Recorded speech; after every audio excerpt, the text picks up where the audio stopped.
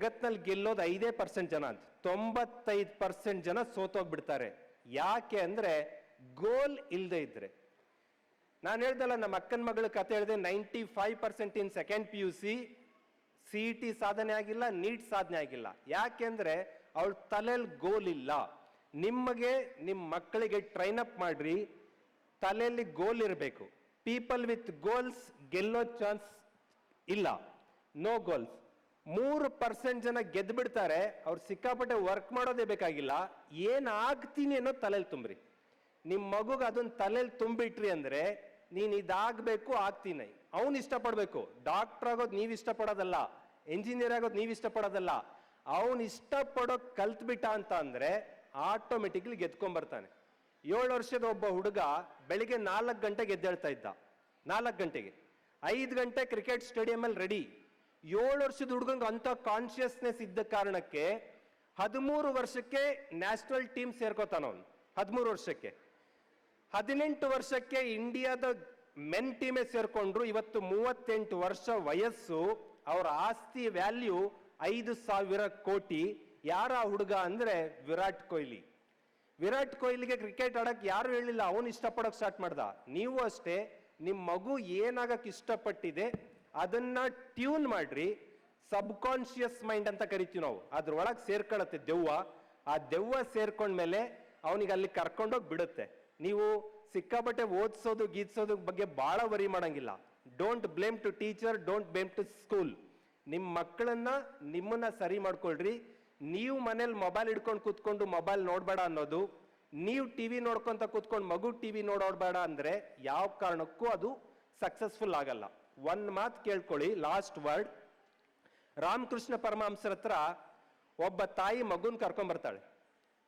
ನನ್ನ ಮಗುಗೆ ಸಿಕ್ಕಾಪಟ್ಟೆ ಹೊಟ್ಟೆ ನೋವು ಸ್ವಾಮೀಜಿ, ಗುಣಪಡಿಸ್ರಿ ಅಂತ. ಒಳಗೆ ಮಗುನ್ ಕರ್ಕೊಂಡೋದ್ರು, ಮಾತಾಡಿಸಿ ಹೊರ ಕರ್ಕೊಂಡ್ಬಂದು, ಅಮ್ಮ ಈ ಮಗುನ್ ಕರ್ಕೊಂಡೋಗು, 1 ವಾರ ಬಿಟ್ಟು ಕರ್ಕೊಂಬ ಅಂತಾರವ್ರು. ಈ ತಾಯಿಗೆ ಆಶ್ಚರ್ಯ, ಏನ್ ಮಾಡಿದ್ರು ಮಗುಗೆ ಮಾತಾಡಿದ್ರು. ಮನೆಗೆ ಹೋಯ್ತು ಮಗು, 1 ವಾರ ಹೊಟ್ಟೆ ನೋವಿಂದ ಒದ್ದಾಡ್ತು. ವಾಪಸ್ 1 ವಾರ ಬಿಟ್ಟು ಕರ್ಕೊಂಬಂದ್ಲು. ಮತ್ತೆ ರೂಮ್ ಒಳಗೆ ಕರ್ಕೊಂಡೋದ್ರು. ಕರ್ಕೊಂಡೋಗಿ ಒಂದು ಮಾತು ಹೇಳಿ ಹೊರ ಕರ್ಕೊಂಬಂದ್ರು. ಆಯ್ತು, ಕರ್ಕೊಂಡೋಗು, ನಿನ್ನ ಮಗು ಗುಣ ಆಗತ್ತೆ ಅಂತ. ಮಗುಗೆ ಹೊರ ಕರ್ಕೊಂಡೋದ್ಲು. ತಾಯಿ ಕೇಳಿದ್ಲು, ಏನ್ ಹೇಳಿದ್ರು ಸ್ವಾಮೀಜಿ, ಹೊಟ್ಟೆ ನೋವು ಗುಣ ಆಗತ್ತೆ ಅಂದ್ರಲ್ಲ? ಏನು ಹೇಳಿಲ್ಲ ಅಮ್ಮ, ಬೆಲ್ಲ ತಿನ್ನೋದು ಬಿಡು ಅಂದ್ರು. ಬೆಲ್ಲ ತಿನ್ನೋದು ಬಿಡು ಅನ್ನೋಕೆ ಎಷ್ಟು ದಿವಸ ಕಾಯಿಸಿದ್ದಾರೆ? 1 ವಾರ. ಹೋದ್ವಾರನೇ ಹೇಳ್ಬೋದಿತ್ತಲ್ಲ. ತಾಯಿಗೆ ಸಿಟ್ಟು ಬಂತು, ವಾಪಸ್ ಬಂದ್ಲು. ಏನ್ ಸ್ವಾಮೀಜಿ, ನನ್ನ ಮಗು ಒದ್ದಾಡ್ತಿದೆ ಅಂದ್ರು, ಬೆಲ್ಲ ತಿನ್ನೋದು ಬಿಡು ಅನ್ನೋದಕ್ಕೆ ಹೋದ್ವಾರನೇ ಹೇಳ್ಬೋದಿತ್ತಿಲ್ಲ, ಯಾಕೆ ಈ ವಾರ ತಗೊಂಡ್ರಿ ಟೈಮ್ ಅಂದಾಗ ಅವ್ರು ಹೇಳ್ತಾರೆ, ಇಲ್ಲಮ್ಮ ನನ್ನಿಂದ ತಪ್ಪಾಗಿದೆ. ಹೋದ್ವಾರ ದಿನ ನಾನು ಇಷ್ಟಿಷ್ಟು ಬೆಲ್ಲ ತಿಂತಾ ಇದ್ದೆ.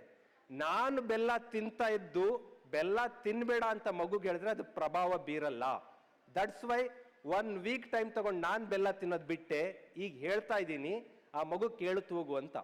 ನೀವೇನೇ ಹೇಳುವಾಗ ಮಕ್ಕಳಿಗೆ, ಇವತ್ತು ನಂದು ಒಂದು ರೂಲ್ಸ್ ಇದೆ, 5 ಗಂಟೆಗೆ ಎಬ್ಸ್ರಿ, ಜಗತ್ನಲ್ಲಿ ಏನ್ ಬೇಕಾದ್ರೆ ಸಾಧನೆ ಮಾಡ್ತಾರೆ ಅಂತ ಹೇಳ್ತಿರ್ತೀನಿ.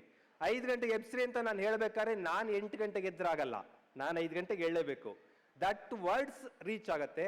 ನಿಮ್ಮ ಮಕ್ಕಳಿಗೆ ನೀವೇನೇ ಮಾಡು ಅಂತ ಹೇಳ್ಬೇಕಾದ್ರೆ you should do that first. ಓದು ಅಂತ ಹೇಳ್ಬೇಕಾದ್ರೆ ನೀವು ಓದ್ಬೇಕು. ನಂದು ವಯಸ್ಸಾಗಿದೆ, ನಾನೇನು ಓದ್ಬೇಕು? ಕತೆ ಬುಕ್ ಓದ್ರಿ, ಕಾದಂಬರಿ ಬುಕ್ ಓದ್ರಿ, ನ್ಯೂಸ್ ಪೇಪರ್ ಓದ್ರಿ, ಒಟ್ಟು ಓದ್ರಿ. ನೀವು ಓದ್ತಾ ಕೂತ್ಕೊಂಡ್ರೆ ಅವ್ರು ಓದ್ತಾ ಕೂರತ್ತೆ. ಅವಾಗ ಮಾತ್ರ ಮಕ್ಕಳ ಬದುಕು ಪರಿವರ್ತನೆ ಆಗತ್ತೆ, ಗೆದ್ದು ಬರ್ತಾರೆ.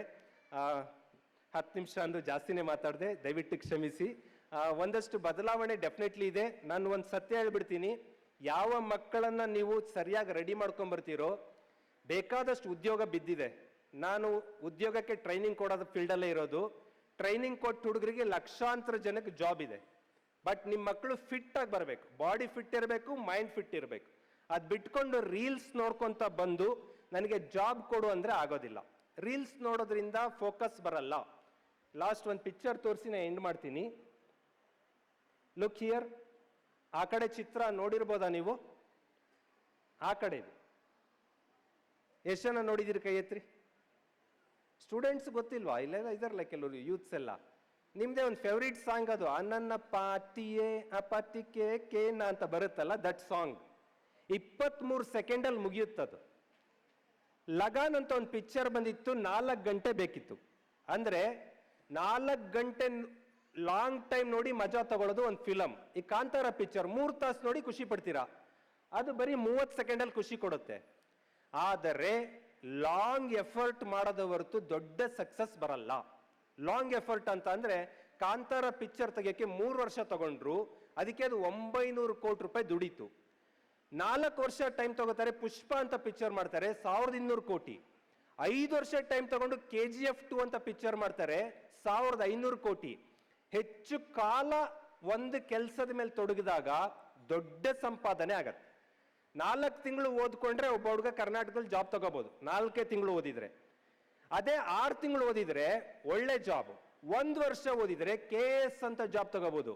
2 ವರ್ಷ ಓದಿದ ಅಂದ್ರೆ IAS ಅಂತ ಜಾಬ್ ತಗೋಬಹುದು. ಇದಕ್ಕೆಲ್ಲ ಏನು ಅಂದ್ರೆ ಆ ರೀಲ್ಸ್ ಗಳನ್ನ ನೋಡೋದನ್ನ ಸ್ಟಾಪ್ ಮಾಡಿಸ್ರಿ. ಮಕ್ಕಳು ವಾರಕ್ಕೊಂದು ಪಿಕ್ಚರ್ ನೋಡ್ಲೇಬೇಕಾರೆ ಕೂತ್ಕೊಂಡು 3 ತಾಸು ಒಂದೇ ಪಿಕ್ಚರ್ ನೋಡ್ತಾನ ಅವನು.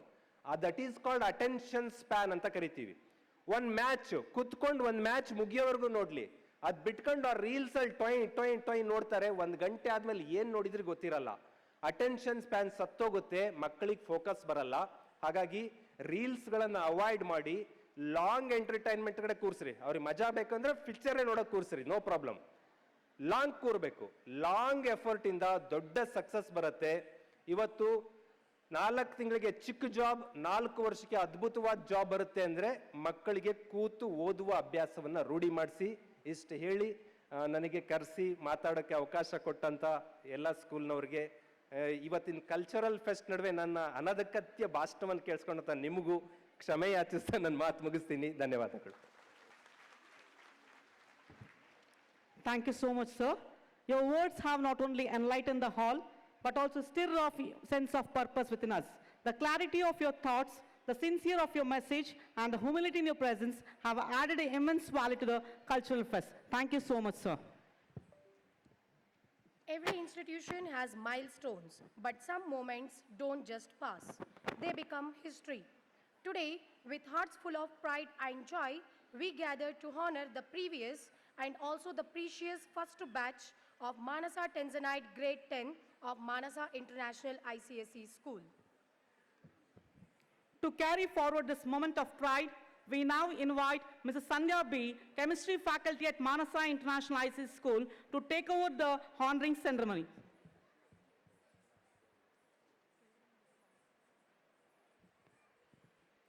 A very warm and heartfelt good morning to one and all present here. Every ending makes a new beginning, and every chapter concludes only to welcome a brighter and more promising one. This moment is dedicated to our very first batch of 10th standard students who have gracefully completed a significant chapter of their educational journey and are now prepared to step into a new world with courage, confidence, and hope. As I announce each student's name, I kindly request the students and their parents to come forward on the stage. This will be honored by our esteemed chief guest and respected management dignitaries. Now I invite the following students along with their parents to kindly come onto the stage. Abhigna C.S., daughter of Chandrasekhara S.R. and Shweta B.S.